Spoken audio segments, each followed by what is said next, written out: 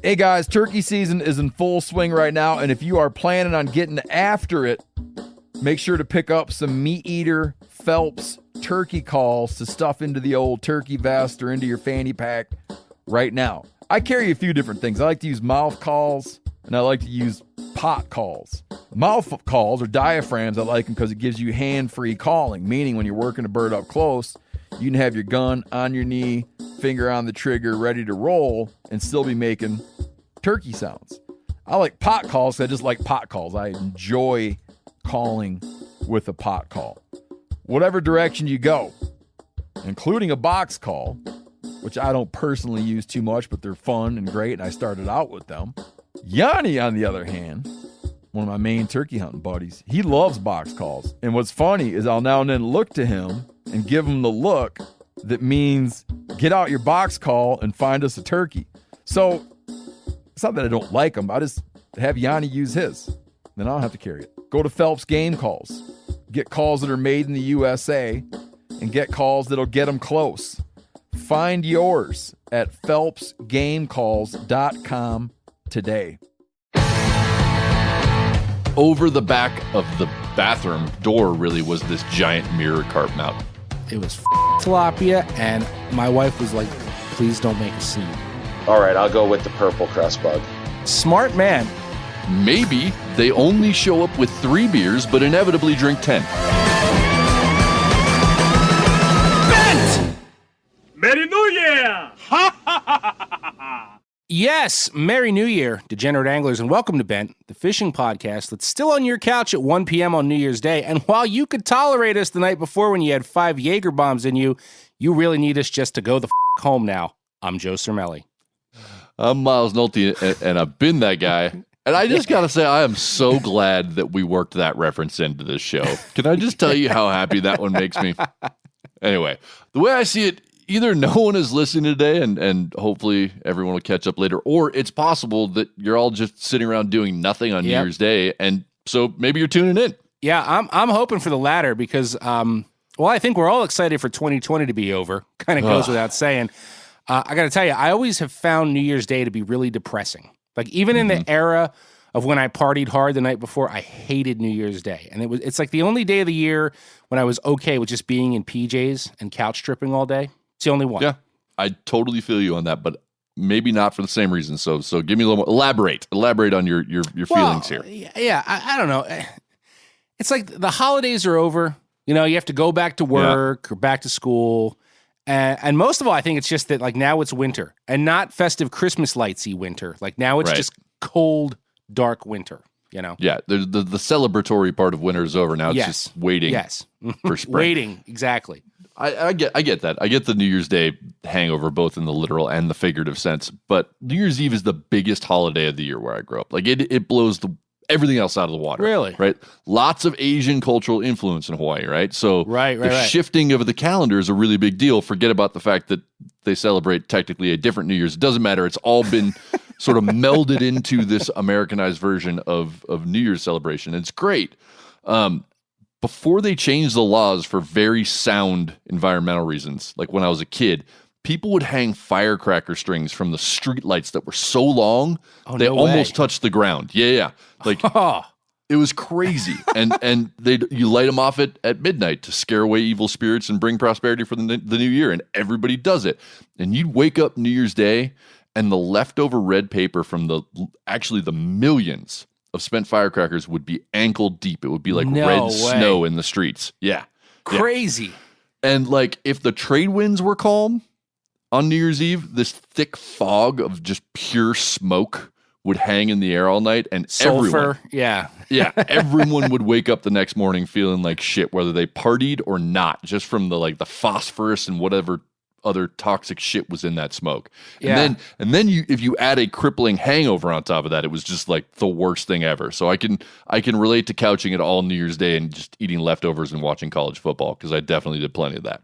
Yeah, but that sounds like it used to be so much fun. Like 20-something-year-old me would have been all about that. You know what I mean? Yeah, though nowadays it was fun. Yeah, now I just run out in my bathrobe and slippers, light one mortar, go to bed, And on 4th of July, because I'm now a responsible homeowner, I'm the dude outside with the garden hose, waiting for the roof to catch on fire, asking myself, like, who am I? What have I become? It's terrible. You're saying like the days of bottle rocket fights are over?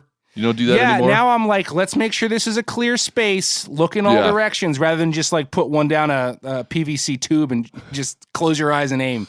I'm going to light this Roman candle and you better run. Yeah. Yeah, exactly. But I do miss the days of partying, younger days, stumbling around your parents' house in the morning, just like looking for vomit, urine, or feces in closets. Laundry hampers, just like opening drawers before, like, just make sure. Yeah. And then... you remember, it's like around 11 a.m., you're trying to talk yourself into just chugging one can of Budweiser. Like, if you can just stomach that one can, you'll feel better. Them's were the days. You were up by 11 back then? I don't think I was up till 1. I'm with you, though, dude. I don't think I've seen midnight on New Year's Eve in like half a decade, to be honest. And that's amazing. I can't believe I'm saying this because I used to live for that. But I also remember absolutely loving red beers for, we'll call it breakfast, but it was lunch to take the edge off. And you know what? That's actually a perfect segue into That's My Bar. We're going to go there. The That's My Bar segment we've got for you this week, where we feature a bar that someone wrote in to tell us about. This one highlights the debate that Joe and I have about red beers and some potentially exquisite, crispy, greasy fried food, which has been known to soak up the remaining spirits sloshing around in the old gut region. Oh, yeah. The Wendy's Baconator has saved me so many times, dude. Best goddamn bartender from Timbuktu to Portland, Maine. Or Portland, Oregon, for that matter. Today's That's My Bar comes to us from James Sukup. And I hope I said that right. I feel like I say that every time we read one of these. You guys got weird last names. He lives in eastern Nebraska. And tell you the truth, we don't really get a lot of shout-outs from Nebraska. Right? Nothing against Nebraska, but fair to say it's not the first state that comes to mind for many when you think fishy states. Agree with that? My oldest and closest fishing buddy is a Nebraskan, but that's kind of the only connection I have to it. I'm racking my brain, and I know there's good fishing there, but yeah, that's all I can think of. So I've only ever fished there once, and that was at Lake McConaughey, Big Mac, which is, I think, arguably Nebraska's most famous lake for walleyes. And while the people were awesome, made some great friends, beautiful lake, the fishing was not good when I was there. And then my motel almost got hit by a tornado. So you haven't been back? No, I haven't, because it was the whole golf ball hail and the sirens thing. It wigged me out. Like, it was real deal. Yeah. Anyway, look, I got the Italian last name, right? But there's a lot of Czech and Polish blood coursing through these Cermelli veins. So I like James's nomination even more, okay, because of that. And he writes, I grew up in Nebraska. It isn't the fishiest state in the union, but there are some decent holes out there. Regardless of the fishing opportunities, I nominate Czechland Inn in Prague, Nebraska, which I'm betting there's a lot of Czechoslovakians in Prague, Nebraska, would be my guess. I hope so. Yeah, yeah, exactly. He says, all walks of life are welcome here, from your cow farmer to your bean farmer. And I got to say, James, are those the only walks of life? Because that doesn't really cover that wide of a swath. You know what I mean? I like it, but... You can farm whatever you want. Exactly. All farmers welcome here. So, James continues, this is the type of place where you wear your work jeans in for lunch and then switch to your new Wranglers for the Friday night fish fry. What type of fish do they fry? Carp, of course. Would you like 2 pieces or 3 pieces? Aside from the excellent cuisine, it is the only place I have ever been to with a decent carp mount on the wall. That's saying something, because you don't see many of them, and they're usually pretty rough, okay? So I've got something on that, but I'll let you finish, and then I'll get back to it. Okay. He says, while they can get well over 40 pounds in Nebraska, they have dedicated wall space to a 15-pound fish. So if you find yourself in eastern Nebraska and are wore out from farm pond hopping all day for bluegill and crappie, head over to the Czechland Inn for a cold red beer. He says that's tomato juice and beer, and I got something on that. Some fried carp, and possibly live polka music, if you are lucky. And a couple of things, man. So first, I love the sound of the place, right? And while I'm sold. I'm totally sold. Right? So you and I have talked on this show about eating Asian carp. I actually ate it at your house, and it was very good. Of course, James is talking common carp, and I have only ever seen this on TV, you know, these places where they score the fish and like deep fry the hell out of them. And even though the idea of eating common carp wigs me out a bit, I've always wanted to try it in a place like this that like that's their thing, and like they do it right. So I'd be down just for that. And then polka music, I'm in. I mean, I grew up listening to Jan Levon and the Polka Kings because my grandmother like blared that shit like it was anthrax. You know what I mean? The Pennsylvania polka, like little me over at her house, you know? Think of planes, trains, and automobiles. That's all I can think of right now. Yes. And dude, just the whole Eastern Euro thing, like even though we're talking Czech and Polish right now, like I love a good German beer house, even if it's the fake tourist trap one like in Vegas. You know, the group's always like, you guys want to go to Nobu? And I'm like, nah, let's go to that Hofbrau joint with the leader hosing and the ass paddling. Like, that's a good time, you know? You know you're going to have fun there. And if you spend as much there as you do at Nobu, you'll be real hungover the next day. Exactly. So I also know for a fact that the Poles and the Czechs are super fun to drink with. This is my family. And finally, the red beer really hit me. And that was the thing with my great aunts and uncles, right? And I love that. And it's so weird because I'm a Bloody Mary connoisseur. I cannot get enough, right? But the tomato juice in beer, I know that's kind of a European / Midwestern thing. I mean, you spent a lot of time in Wisconsin. I've tried it. For some reason, I don't like it. But if I'm not mistaken, which is fitting on New Year's Day, that's also a big hangover cure, is it not? Oh, yeah. And I love a red beer. I'm more in on the chelada side of things. Yeah. Like the Mexican version. I love a good chelada, but I'll take a straight red beer any day. I have no problem with that. Yeah, I don't know. I love the idea. I don't know why I can't get into it, though. We'll work on that. Bloodies are good. I'm more of a Caesar guy. I actually once did a tour of little dive bars in Montana looking for the best Caesar in the state, and I do think I found it. But I want to get back to the carp thing because I love carp fishing. And me too. Nebraska has great carp fishing, I know. And just real quick, side note, I used to work for, I got it for a fly shop out here called the River's Edge. And you know, you'd meet your day, and it's like all trouty and high class and blah blah blah blah. Over the back of the bathroom door, really was this giant mirror carp mount and a beautiful one. And I always loved that because it was like such a trout snobby place. Yep. But then they had the big ass, really nice mirror carp mount, and it hit the vibe right. It was a great shop to work for. So shout out to those guys. Yeah, and dude, and as many people know, like I kind of sort of collect vintage skin mounts, and I'd love to have a carp. I've only ever seen one, and it was like literally disintegrating. So, but if I ever saw a good one, I would proudly buy that. So anyway, this place, man, James, thank you for the nomination. We'll get some bent stickers headed your way. I'd love to see that 15-pound carp mount and dance a polka with someone. I do have to say, though, while you sold the bar beautifully, you didn't really sell Nebraska as a fishy state, so it may take us a bit to get there. Yeah. But we'll let you know if we're heading out that way. And don't forget, if you have a bar you want to nominate for this segment, send it to us at bent@themeateater.com. So in case you're sitting around all mopey today, like Joe, and you just cannot stand to force yourself to watch another season of Survivor on Netflix, maybe, just maybe, you should pick up a book. How about that? I just caught a waft of mahogany and whiskey, which means I smell some Hemingway coming on.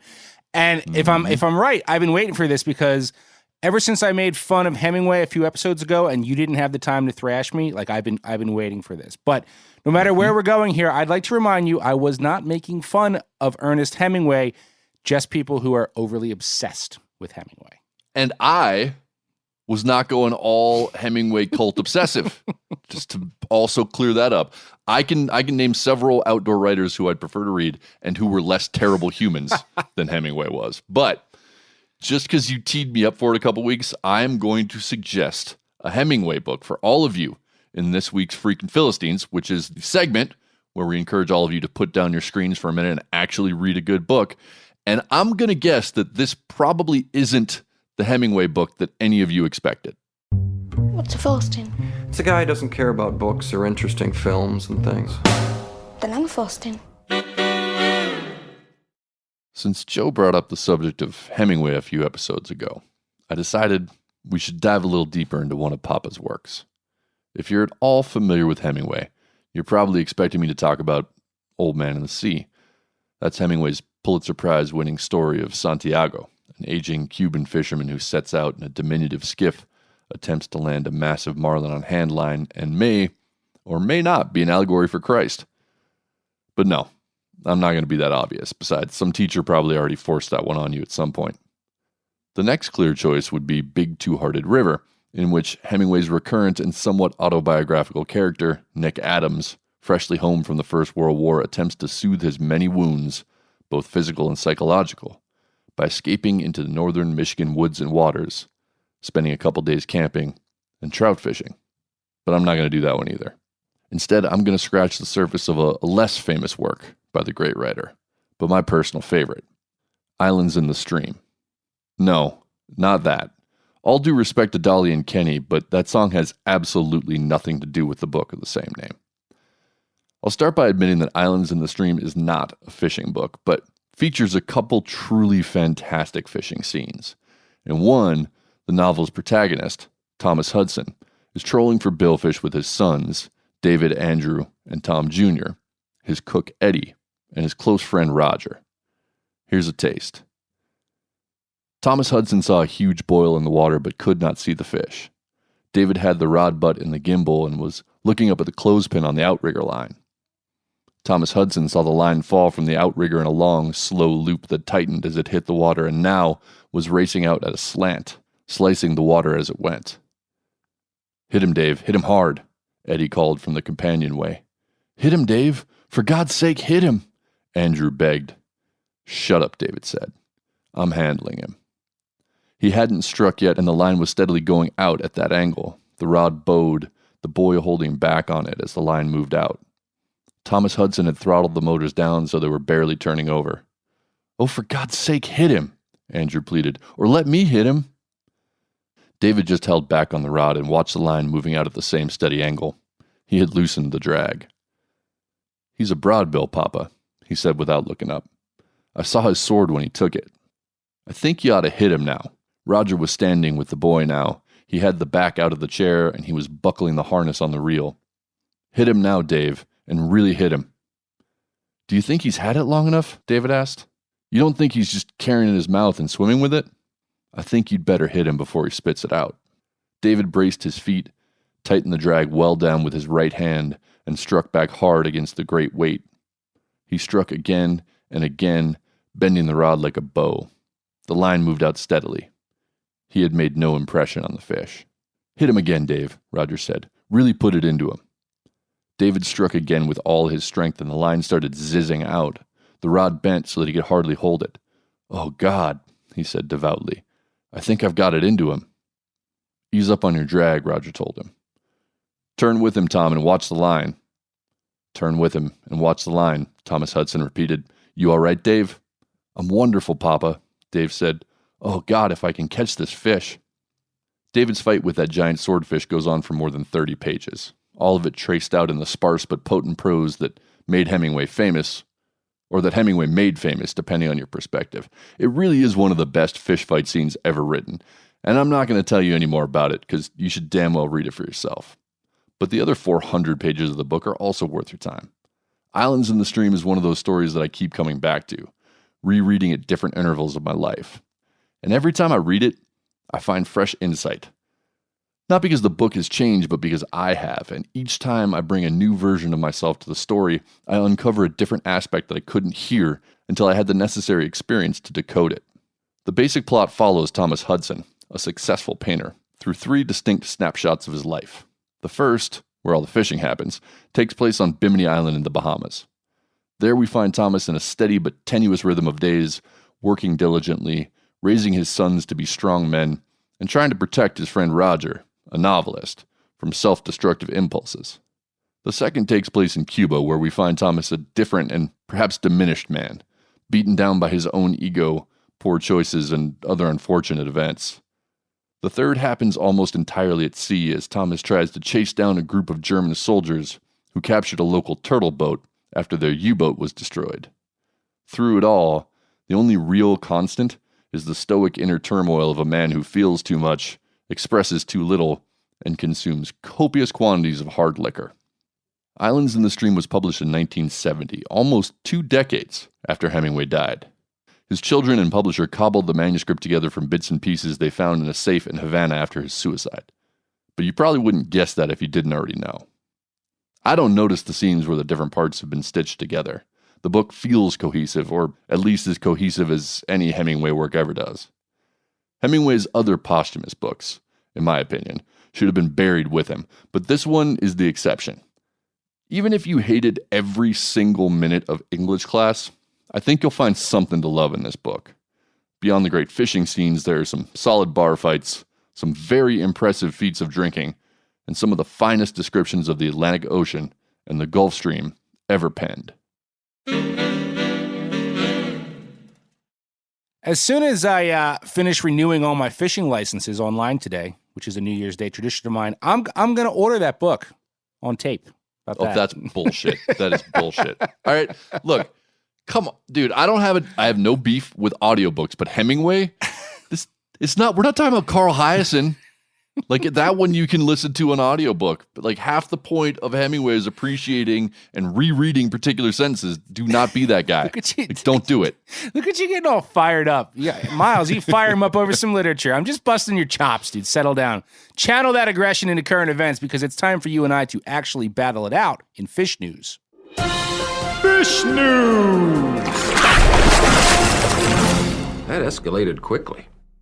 For my housekeeping this week, I want to do a quick follow-up on a story that Joe covered, I don't know, like a month ago? It all blends together. I don't remember anymore. Yeah, I don't know. But you were talking about issues with California and other states announcing trout stocking schedules.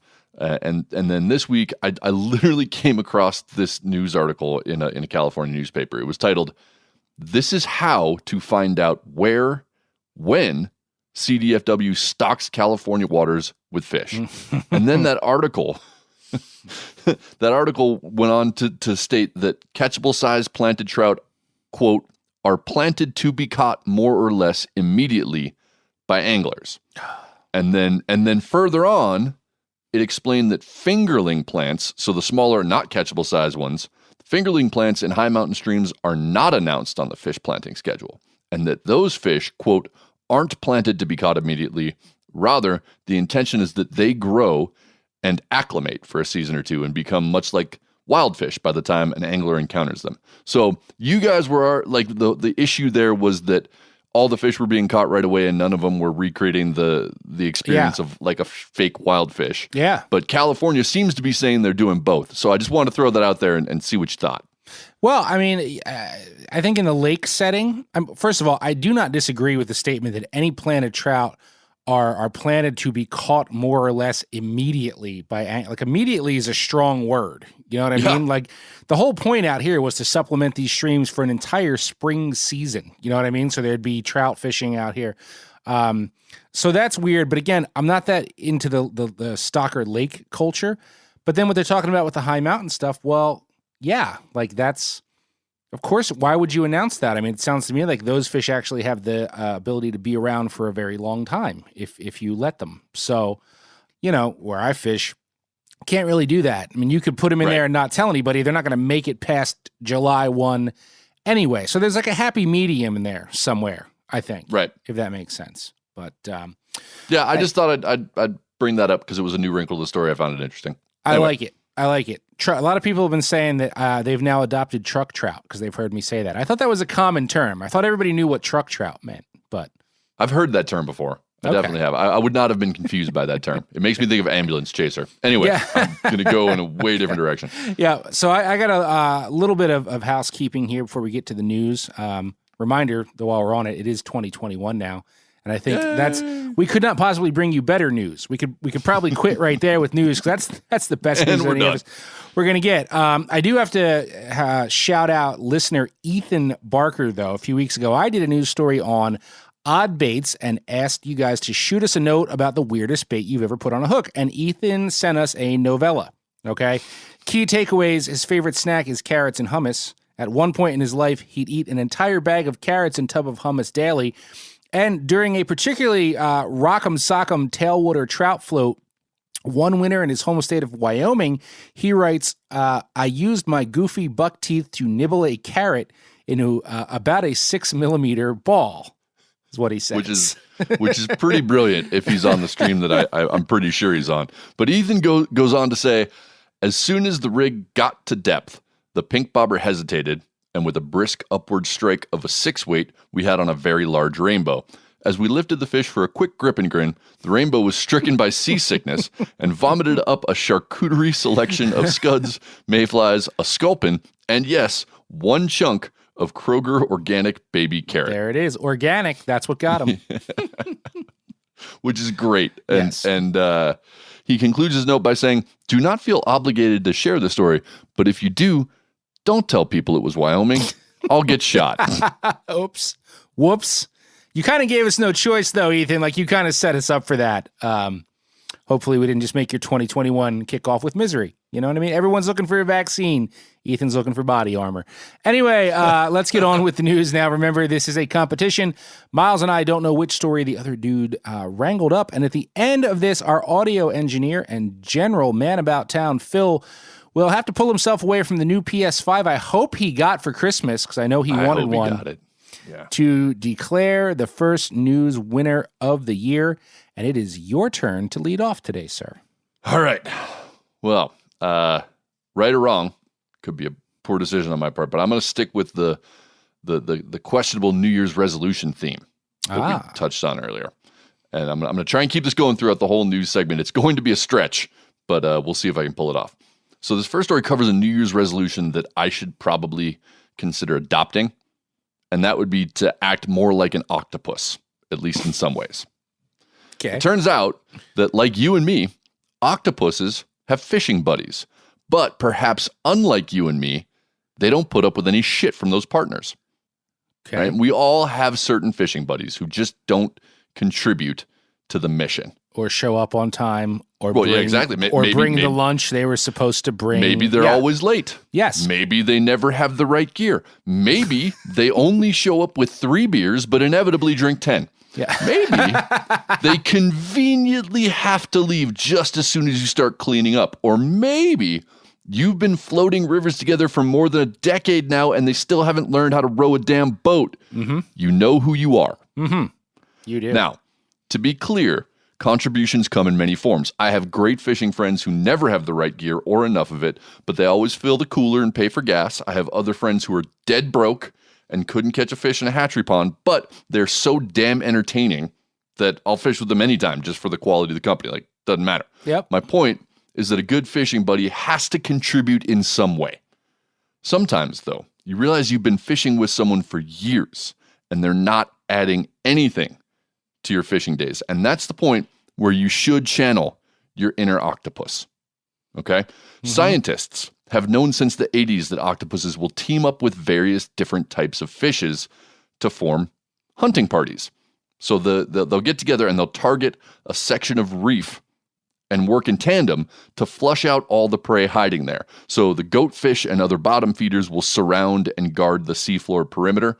The semi-benthic predators like groupers will be patrolling the water column above the reef. And then the octopuses will get in there and they'll dig through the coral itself, flushing out prey from the holes and the crevices and the other spots they can hide. And each of these animals has a role to play. And if one of them doesn't do their job right, they all suffer. A recently published study shows that octopuses are the ringleaders of these operations, which isn't surprising given their superior intellect compared with fish. It also shows that octopus don't tolerate lazy or greedy partners. The paper states, quote, conflicts between partners can arise over the level of investment or distribution of payoffs. Thus, in this complex social network of interactions, partner control mechanisms might emerge in order to prevent exploitation and ensure collaboration. And partner control mechanisms might now be my favorite euphemism for punching someone in the face, because that's exactly what the researchers observed the octopus is doing. If a certain fish didn't do its job right, or maybe decided to hang back and pick off the flush prey instead of actively working to patrol its area, the ringleader octopus would seek it out and punch it in the face with a tentacle. The paper goes on.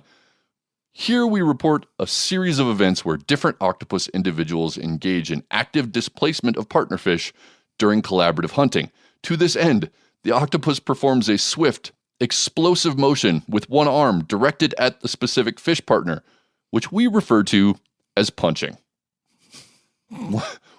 One of the authors of the study, Edward Sampaio, wrote on Twitter, quote, "This was probably the most fun I had writing a paper ever." And if you read it, that's pretty clear from the paper. It's one of those rare fisheries papers that a layperson can actually read and understand. Plus, it's only 8 pages long. But for those of you who are like, 8 pages? Come on, I could watch like 50 TikTok videos in time to read 8 pages. Don't worry. You can see clips of the octopus pugilists online, and I will say that that's also highly entertaining. So while I do not recommend punching any of your fishing buddies in the face the next time they eat all your jerky, or maybe steal the last drunken disorderly you have that actually swims right and then pitch it into the trees on the first cast, you might come up with other, less violent partner control mechanisms. I just have to jump right in and say that you had said sometimes we have those fishing partners we fish with for years before finally understanding that like we shouldn't be fishing with them, and they're I don't do that. My partner control mechanism is like I just don't answer your DMs anymore. And that's the way to do it. I'm not advocating for the face punching. I have had a habit in the past of just like continuing to fish with people who I should have stopped fishing with years ago. And I'm trying to get better at that. So that's kind of like sort of similar stories now a couple weeks in a row with like this symbiotic relationship thing. You're really into that lately. I get on these kicks, man. I don't know. It's certain things. That story just jumped out at me because I saw a video of an octopus punching a fish in the face, and I was like, all right, I gotta talk about that. So to understand this right, it all works in harmony, and like the octopus kicked the stuff out to the other fish sort of in the system, right, in different places. Theoretically, if everybody's doing their job, they're all getting food kicked to them, right? Because the octopus are going to be pushing shrimp and small fish and stuff, and then they're going to run into the goat fish, and they're going to go back to the octopus. Right. Right. And this works all the way up to the grouper. You were saying like exactly. The grouper. Yep. And they're all working together. So like the goatfish and the grouper and the octopuses are all working collaboratively to get all the food out of a little chunk of coral. Well, that's fascinating. I expect a apology from whoever put Finding Nemo together, because it was not all harmony. That's not the way that it worked. Everything else in that was so accurate. But but that's like a great Miles science drop right there. It was, yeah. I like that. So whether you're a person that wants to catch more fish or an octopus, or you have the guy who doesn't pull his weight, maybe what he needs is the subject of my first story here, which is going to go completely off of science to tabloid journalism. So it is a new year. So how about a forecast about what could be the hottest lure of 2021? All right. If Shark Tank shark Kevin O'Leary has his way, you'll all be investing in the animated lure this year and making him even richer. In the latest round of Shark Tank investors throwing money at hokey fishing garbage, O'Leary threw 325,000 clams, right, at the animated lure company. And if you're unfamiliar with this, and I doubt many of you are, it's exactly what it sounds like. It's a jointed hardbait you cast out under a bobber. And thanks to its little internal motor and propeller on its nose, it swims in circles below the float, darting and rolling and pausing, just like a real live struggling bait fish. Now, have you seen this at ICAST? Do you remember seeing this at ICAST? I do. I remember being very judgmental of it. Okay. So, yeah, I was going to say, like, not to be the dick, but that was like one of those walk by shaking my head booths. Yeah. You know what I mean? Like, there used to be a few at every one of the industry shows, and this was a few years ago when I first saw them there, and at the time, as I recall, they were pretty limited, like in size and pattern. Like they just kind of dropped this on the world. Well, fast forward to today, and the animated lure has 6 different sizes and loads of colors, some of which they classify as classic colors, some premium colors. The priciest models, those being the premium saltwater, will set you back $90 a bait. And if you just want to get into this anime game, just sort of wet the whistle, the classic mini will cost you $30. So there's your price ranges. Right? Still cheaper than a horse skin swim bait. Just saying. That is true. That is true. I'll give you that much. And I will admit, man, like at least in the videos on the animated lure site, the things look pretty damn good. They look pretty realistic. They don't just sort of swim in a circle. They change direction and they look good. However, if you watch some YouTube reviews, by other people not associated with the company, there you will hear some naysayers say either they didn't swim correctly, or if you bend that tiny little plastic propeller ever so slightly, they're just done. And as a man who's been given several mini helicopters as stocking stuffers over the years, I can attest to the fragility of those little propellers. Like, I've never had one last more than Christmas Day. You know what I mean? No. Love the idea of it, but they just don't last. But I want to do like a psychological evaluation on the people who are all about these, because it's like even the Alabama rig zealots are like, I can't. I just couldn't. Couldn't go there, And for the record, I'm certainly not saying it won't get 8 if it's swimming properly, because there's plenty of video of the animated lure sticking giant bass, granted, mostly in what look like gated community ponds, but still it is what it is. But I just find this fascinating because to me, this isn't really a lure per se. You agree with that? Because you don't work it, right? No. It's fake live bait is what it is. That's exactly what it is. But it's also fake live bait that's far, far more expensive than a bucket of real live bait. And I suppose one could argue that it's more convenient than live bait, barring that whole pesky USB charging time. And apparently some run 45 minutes, others can run for 2 hours. But you have one of them, right? Unless like, you just buy crazy amounts. But let's assume you buy one. It's like one pickerel, and that's done. Like, if you let that premium saltwater big eye scad model swim around over a Florida Keys reef for 5 minutes, it's done.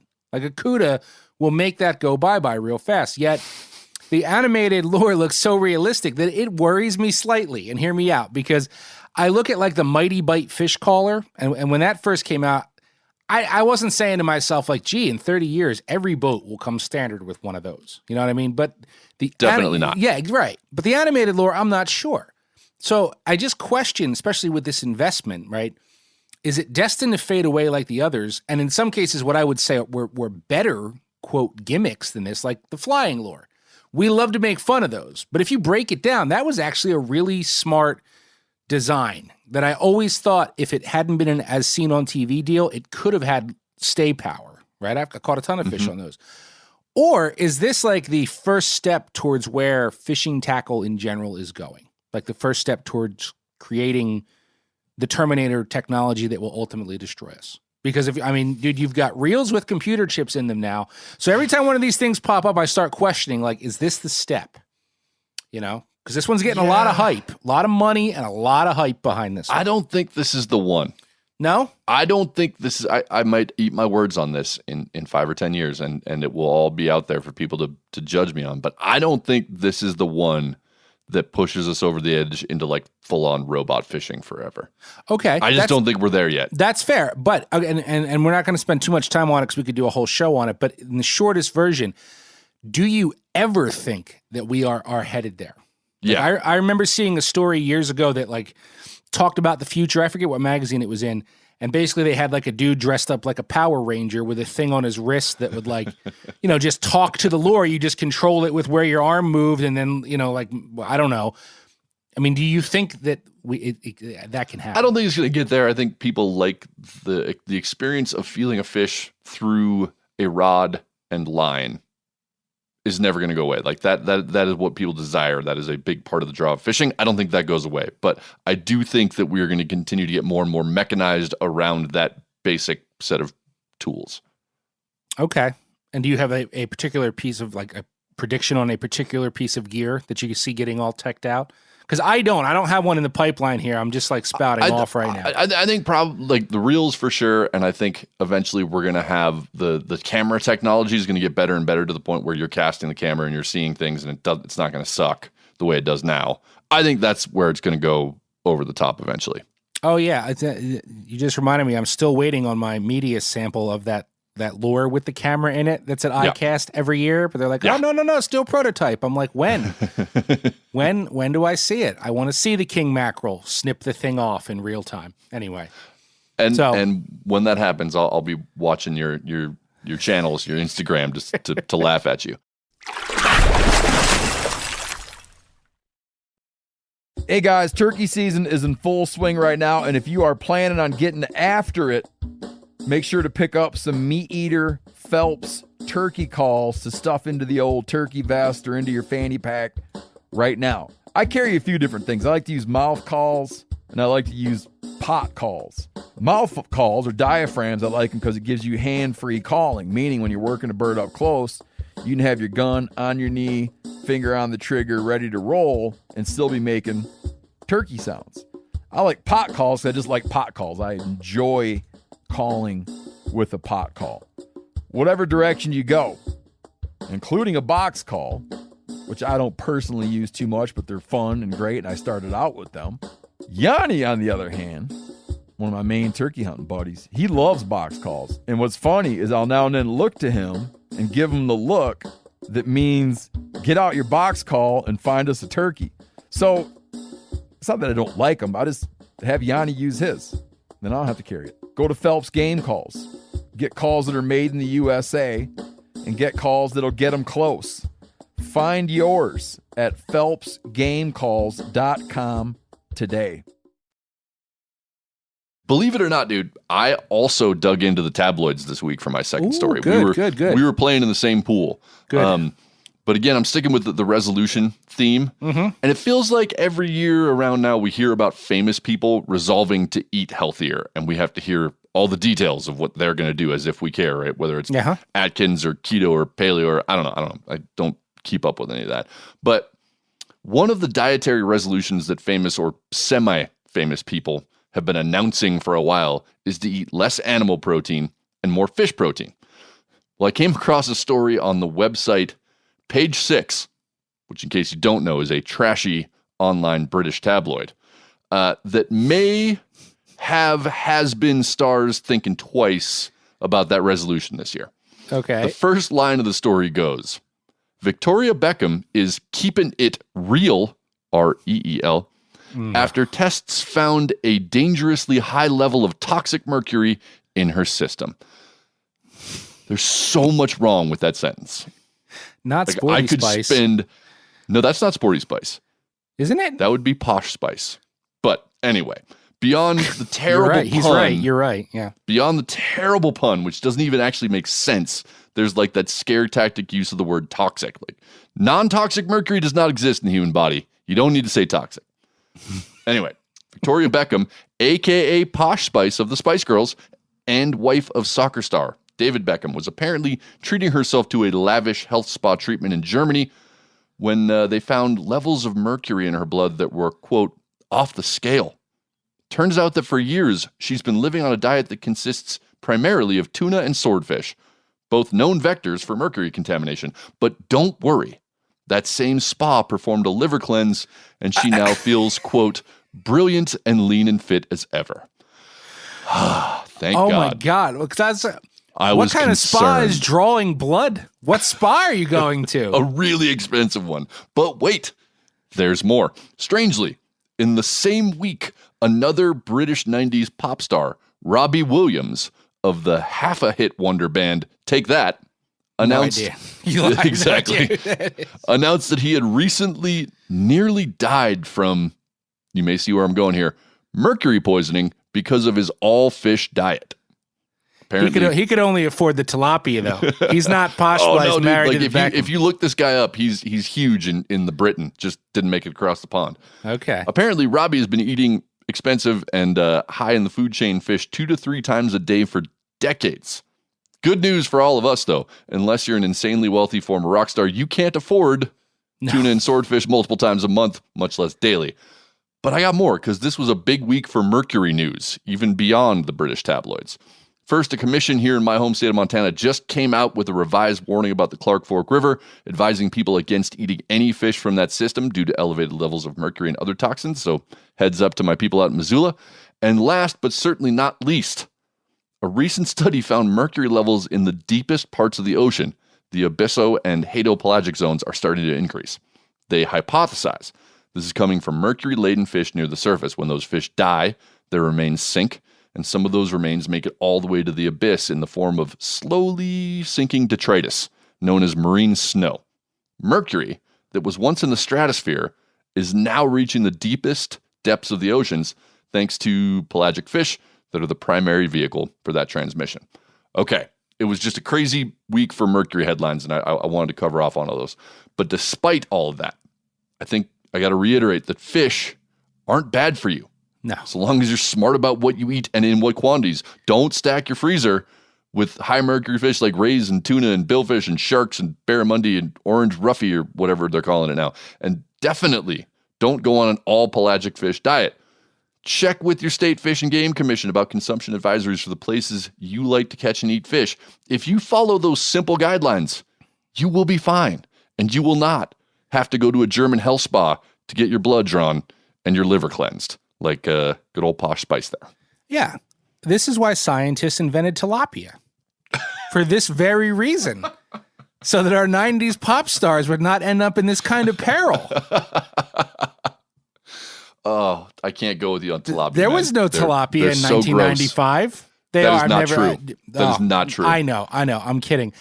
Is it awful for a part of me to be like, good, I'm glad that happened, because nobody, like, even if I had that much tuna and swordfish, I would get sick of eating it every night. I mean, that's just like, you can't eat filet mignon every night or lobster every night, right? Now, you and I wouldn't know if we could or couldn't, because we never will. But like, a piece of swordfish or tuna is such a treat that just to think of it like canned tuna or just something so mundane that you would just eat it every day. 2 or 3 times a day. I'm kind of like, good. I'm glad. Stop eating that. Like, you know, I can't even imagine. Quick tilapia. Like, I just have to. I know this is not about the mercury, but I once ordered a seafood bouillabaisse at a Jersey Shore restaurant. Like, we were sitting on the deck on the bay. Like, I could smell the salt, and they said the fish of the day was in the bouillabaisse, and I did not question it. I said, chef's choice. We're at a seafood restaurant, and it was tilapia, and my wife was like, please don't make a scene. Like, that's how upset I was. She was like, can I just enjoy my meal? Please don't make a scene. Anyway, tilapia. You can eat all that you want. Eat all the tilapia, Posh Spice. And please, Robbie, because I don't want them. I think they're gross. Robbie, whoever. You also have to say, how amazing is that? Like, to have mercury levels how much of that shit do you have to eat for it to actually get to the point where it's like, damn, your mercury's all out of whack. Like you're that's off insane. the charts. Yeah. You're eating a lot of tuna and swordfish. That is nuts. Okay. All right. How am I going to do this? I will go from rich people eating too much offshore fish to people who weren't rich getting kind of rich off of flea market finds. Kind of, sort of.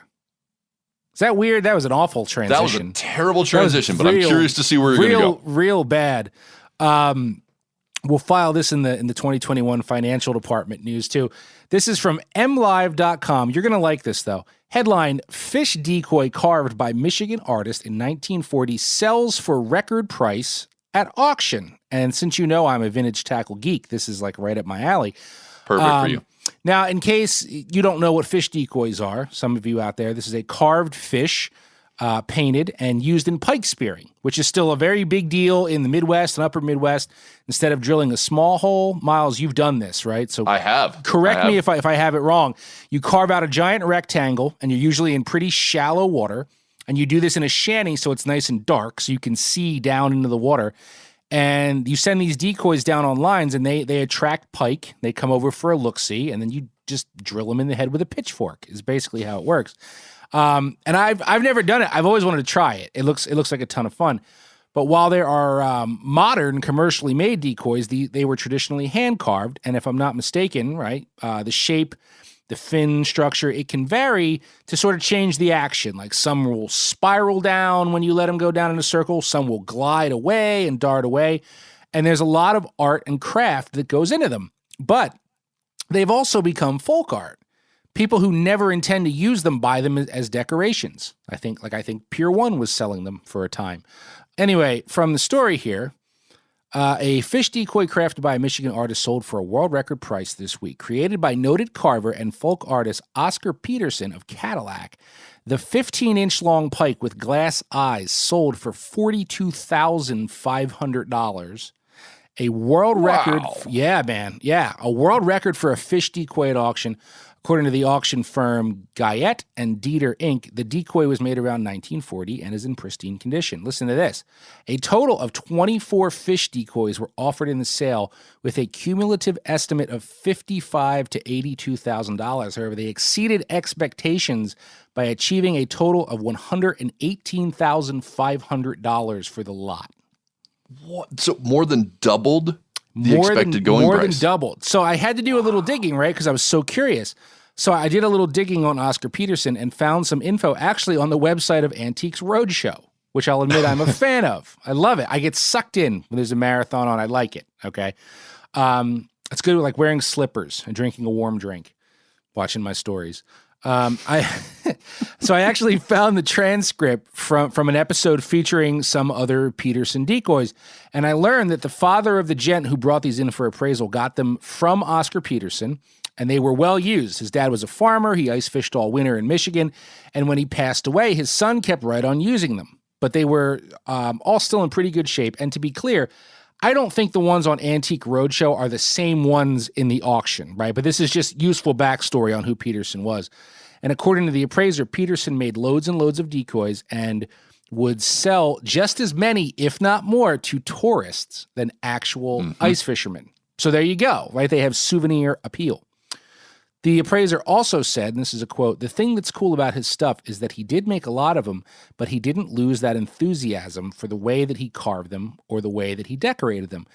And I always look for the way he turned the mouth. And the one thing you really got to watch out for these days is there's a lot of reproductions and out-and-out fakes."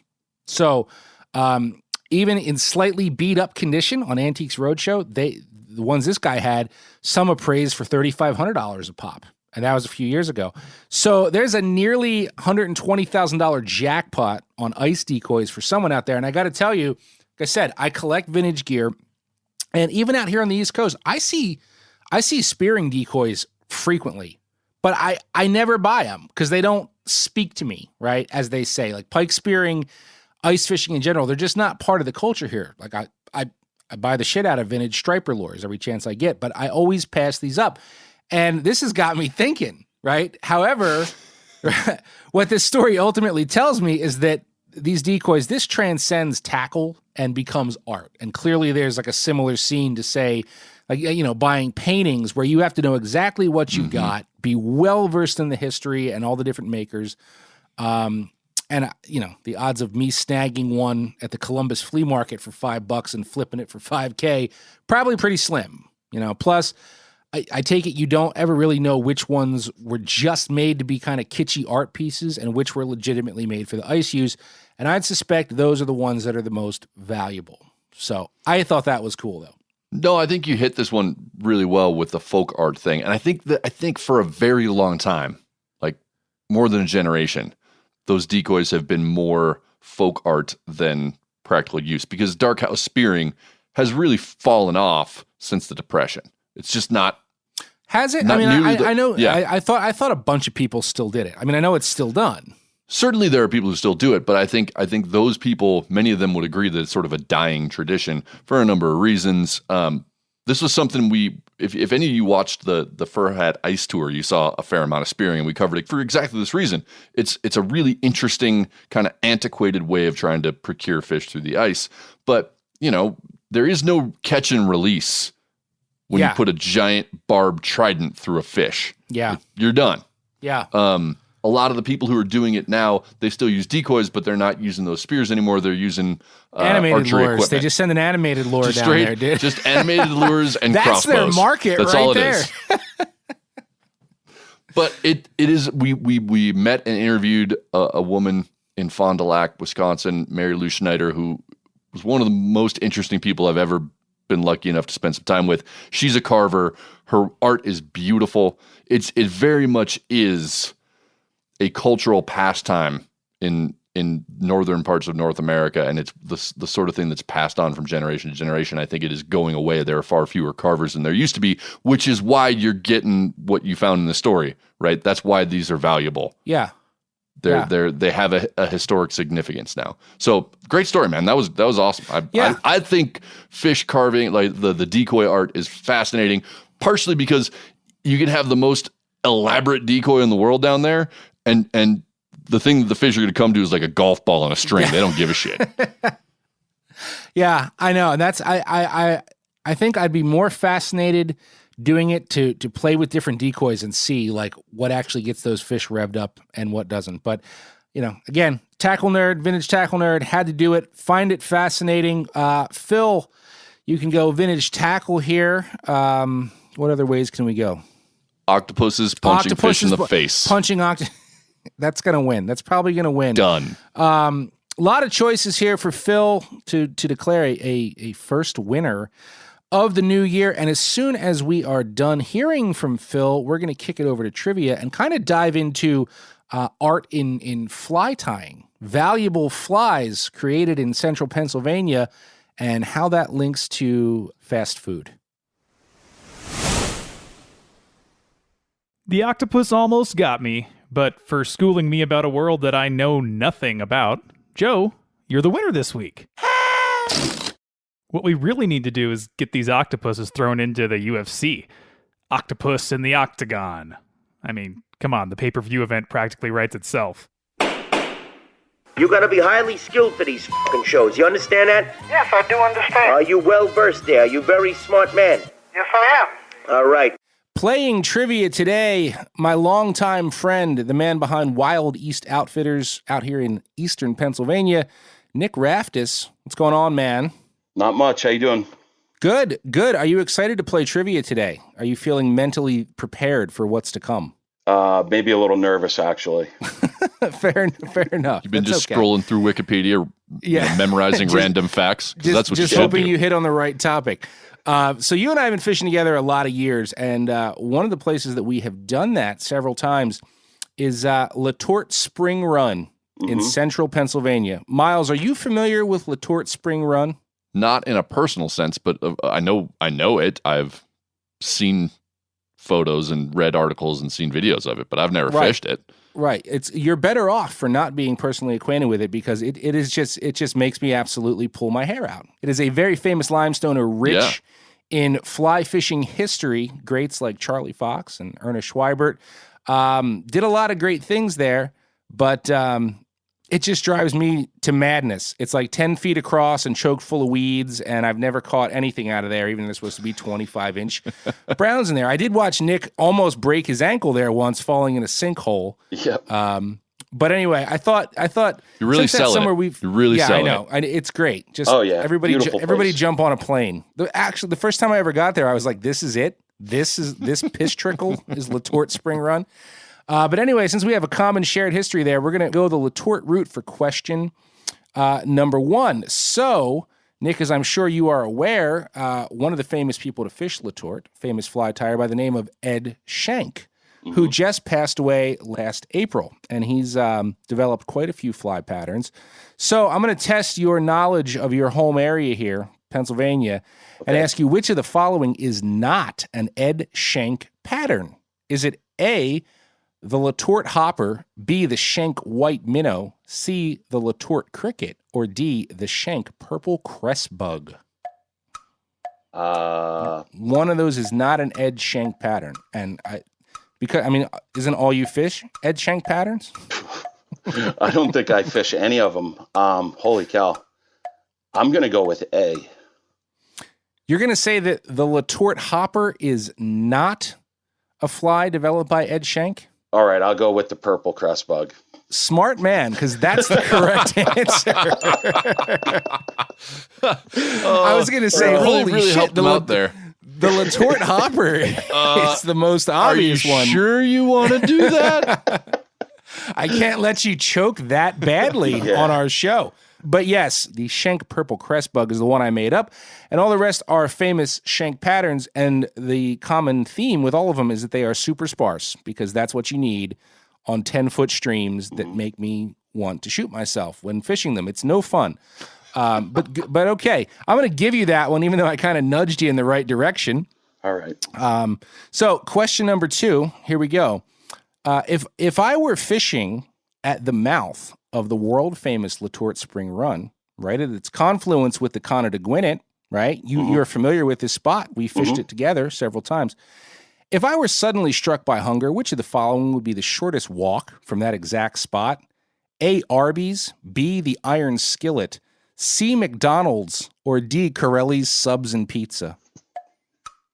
Don't act like you don't know the answer to this question. I don't know that one. Oh, Arby's? come on. Arby's? Yeah, correct. Okay. Arby's. Arby's it's in all its scenic beauty and heritage history. If you were fishing the confluence and were hungry, you could walk to a freaking Arby's on the world famous Letort Spring Run. I'm proud of you. That's kind of 2 for 2. That might be my favorite trivia question we've had yet. Oh, that man. was so wonderfully not fish related at all. Well, I appreciate you playing today, Nick. And I guess next time I see you and we fish, Arby's on me. All right, cool. Sounds good. Sound good? All right. Perfect. Awesome.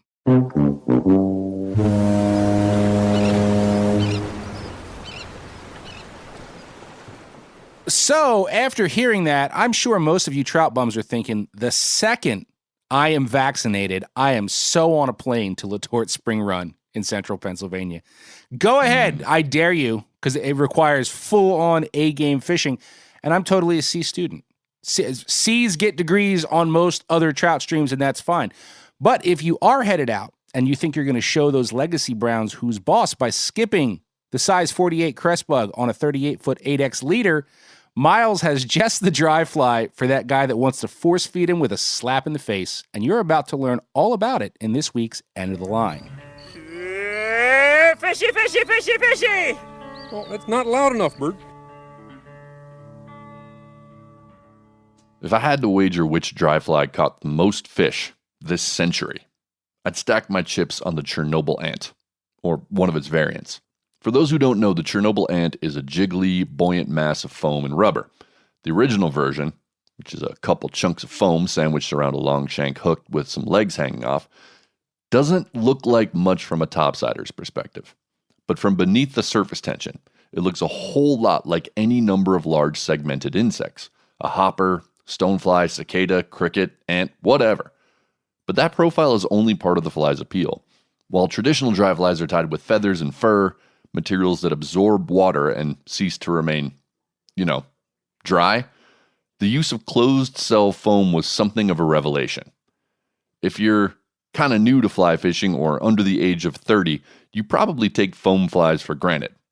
But even though just about every fly in the bin at your local shop uses foam now, it's actually pretty new, and its widespread use can be traced back to the Chernobyl.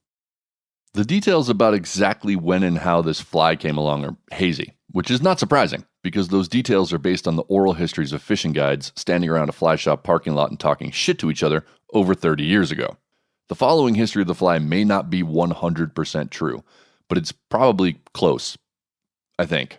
The Chernobyl ant wasn't the first fly to incorporate closed cell foam. Anyone else remember the crappy little foam spiders tackle shops used to sell in the 80s? I caught the hell out of bluegill on those things. Anyway, the Chernobyl first made foam popular. The specific iteration of closed cell foam used in fly design was originally invented by NASA in 1966, and by 1970, it had been developed into craft foam sheets. The first fly designer credited with using that foam is Larry Tullis. Rumor has it that Tullis started experimenting with foam flies in the late 70s, but it wasn't until 1984 that he shared his knowledge with a few guides on the Green River in Utah. But then it took a few more years after that to really catch on. Pioneering guide of that era, Mark Forsland, told the Salt Lake Tribune, "Fishing on the Green really slows down in August and September. I needed something to catch fish." So, Forsland made a 2-inch long foam fly wrapped with black hackle, figuring, something might eat it. On a summer afternoon in 1991, after a fishless morning, Forsland asked Dick Peterson, one of his regular clients, to try out his new idea. According to Forsland, "I told Dick that I had this really silly-looking fly I wanted him to try. As soon as it hit the water, this big brown came from 6 feet away and just hammered it." That afternoon, Peterson landed 27 fish on the fly and christened it the black mamba. Word of the mamba's deadly effectiveness got around, and a short time later, at least one, and possibly as many as 4 different tires, swapped out the hackle for rubber legs, giving the pattern even more profile and wiggle, and getting rid of every single natural material. Thus, the Chernobyl was born. Except it wasn't called the Chernobyl yet. One of the people who started tying the rubber-legged mambas was Guide Alan Woolley. After a day on the water, some of the guides were hanging around the parking lot drinking beer when Mark Benyon asked Woolley what the hell his clients were catching all those fish on. Woolley showed off the bug and said, "It doesn't need a fancy name. It's just a damn ant." To which Benyon responded, "Yeah, but it's a Chernobyl ant." Chernobyl was, of course, a reference to the worst nuclear power plant disaster in history that occurred in northern Ukraine in 1986. Fishing guides being suckers for dark humor, I could only imagine that laughter ensued, more beers were consumed, and the name officially stuck. Several other Green River guides have been credited with inventing the Chernobyl, including Denny Breer, Emmett Heath, and Rainey Riding. Maybe they all invented it independently. Maybe they borrowed from each other. I don't know. One thing I know for certain, however, this fly is a product of the Green River. Regardless of who actually invented it, the Chernobyl started making its way around the Mountain West, but its fame really took off when it was used to win the Jackson Hole One Fly, the most prestigious freshwater fishing competition in the world, in 1995. By the turn of the 21st century, the Chernobyl had become the most popular guide fly on every drift boat from New Mexico to Montana. And that's about the time that I was turned on to it, gifted a fistful in a bar parking lot by a buddy who poured drinks at night and rode clients during the day. I took that fistful rock scrambling through Yankee Jim Canyon on the Yellowstone River the following late summer morning. The water was low, and it seemed like every exposed boulder held a fat cutthroat that just couldn't help but rise in that painful, slow motion crawl unique to cutties whenever a Chernobyl floated past. It was stupid, and I was an instant convert. A few years later, tyer Will Dornan subbed out the underbody foam for dubbing and added 2 big polypropylene wings that stick up like double yarn indicators, creating the chubby Chernobyl. I was a full-time guide by then, and for a few seasons we basically just fished chubbies in various sizes and colors from May through October. The chubby completely changed western trout fishing because it's both an effective dry fly and a viable strike indicator. A big one will float a large, heavy nymph and be visible to all but the most nearsighted anglers. The chubby is no longer the automatic fish magnet it once was, at least on high-traffic rivers. Once the fish started seeing a couple hundred chubbies a day, they wised up. Quick tip, though. Try darkening the underside of the wings with a brown or black marker for those pressured fish.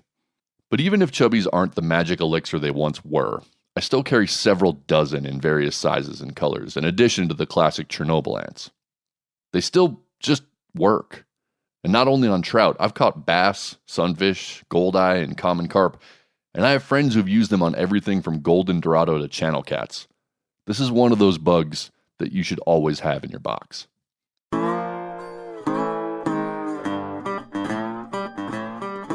Well, that is all the time we have this week. And while we hope that you're out trying to catch your first fish of the year, just in case you're not, or perhaps you're incapable of doing so because you can't open your eyes, we gave you a book to read, a fly to tie, and finally, a reason to visit Nebraska. Oh, that's cold. Cold way to start the new year for us here. Hey, look, we're really looking forward to hanging out with you guys in 2021, and we had a blast getting Bent off the ground in 2020. And straight up, we couldn't keep it going without you. You know, you guys are important to us. So please keep those bar nominations, awkward photos, sale bin items, and a million other things we want from you coming to bent@themeateater.com. And don't forget, we love seeing those Degenerate Angler and Bent Podcast hashtags on Instagram. They are the fastest way to our hearts and the fastest way to get stickers in your mailbox. And a little hot tip for you kids out there.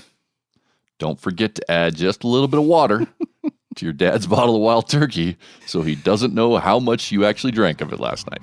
Also, for your sanity, don't forget, it's only 79 days until the first official day of spring.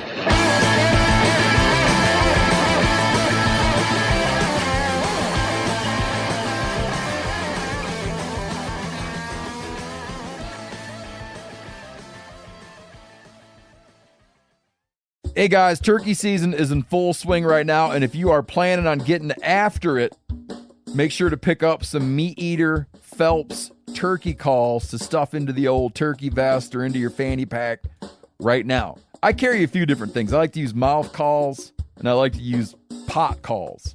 Mouth calls or diaphragms, I like them because it gives you hand-free calling, meaning when you're working a bird up close, you can have your gun on your knee, finger on the trigger, ready to roll, and still be making turkey sounds. I like pot calls because I just like pot calls. I enjoy calling with a pot call. Whatever direction you go, including a box call, which I don't personally use too much, but they're fun and great, and I started out with them. Yanni, on the other hand, one of my main turkey hunting buddies, he loves box calls. And what's funny is I'll now and then look to him and give him the look that means get out your box call and find us a turkey. So it's not that I don't like him. I just have Yanni use his. Then I don't have to carry it. Go to Phelps Game Calls. Get calls that are made in the USA and get calls that'll get them close. Find yours at phelpsgamecalls.com today.